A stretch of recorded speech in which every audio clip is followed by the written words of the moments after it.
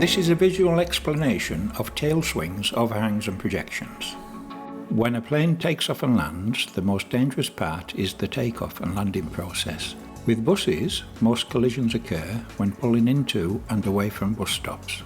A number of bus stops don't present a hazard as they are free from obstructions. However, in today's world, many bus stops do have obstructions and can cause incidents involving overhangs and projections front and rear. What is an overhang on your bus? At the front, it is the distance from the front wheel to the front of the bus.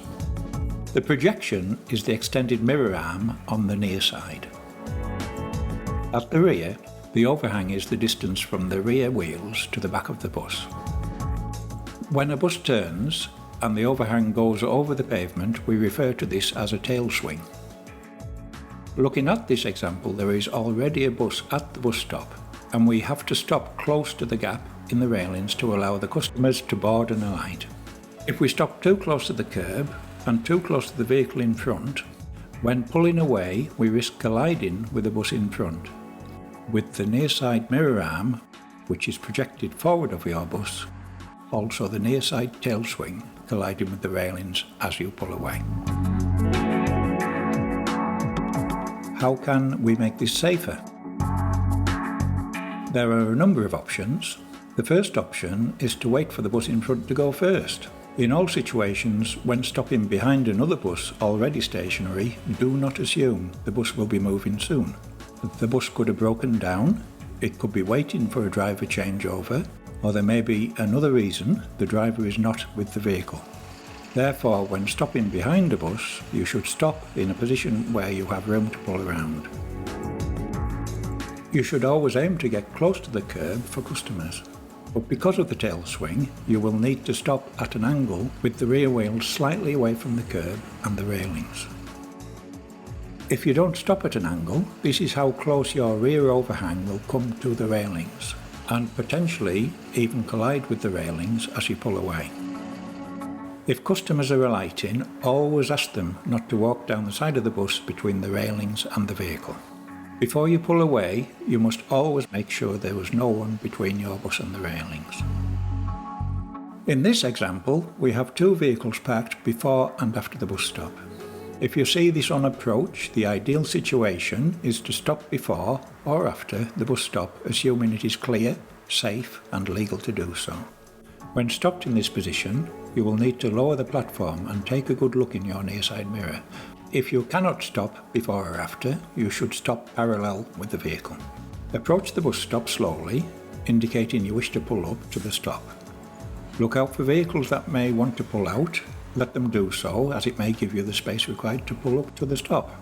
Be aware of pedestrians emerging from between parked vehicles, also cyclists who may attempt to undertake your bus. How do I position my bus? The wrong way is trying to stick your front overhang into the gap in between the parked vehicles. When you do this, there is a risk of colliding with the vehicle in front of you as you attempt to pull away. You may also collide with the vehicle behind as your tail swing will sweep to the left.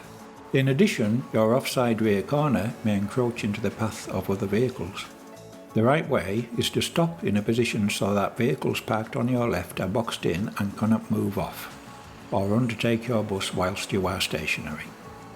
Difficulties may be encountered with one car just before the bus stop when pulling in at too sharp an angle. Here you can see the bus mirror arm nearly collides with the bus stop, and the front overhang skims over the raised curb, and in fact, in this example, the bus collides with the raised curb.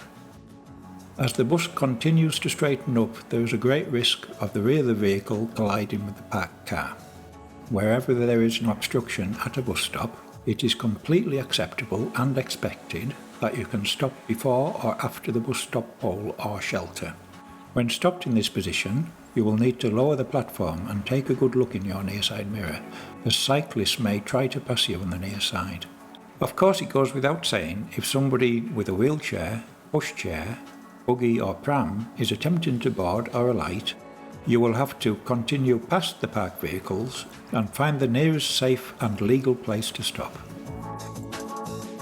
Here is an overhead view showing the tail swing across the pavement. when pulling away at various distances from a parked vehicle and the curb. This is the wrong way. Too close to the vehicle in front and too close to the curb.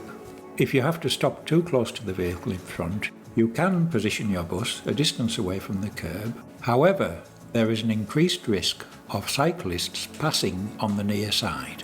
Plus, if elderly or disabled people or people with prams and pushchairs wish to board or alight, you will need to get the entrance platform closer to the pavement edge.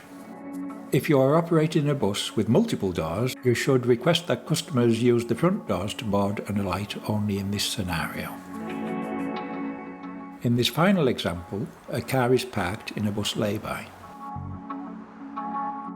When pulling in at an increased angle due to a parked vehicle, be aware of your front overhang and the projection of the mirror arm.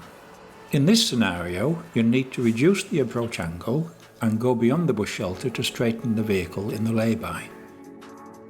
This will prevent the tail of the bus being in a live lane on a fast road.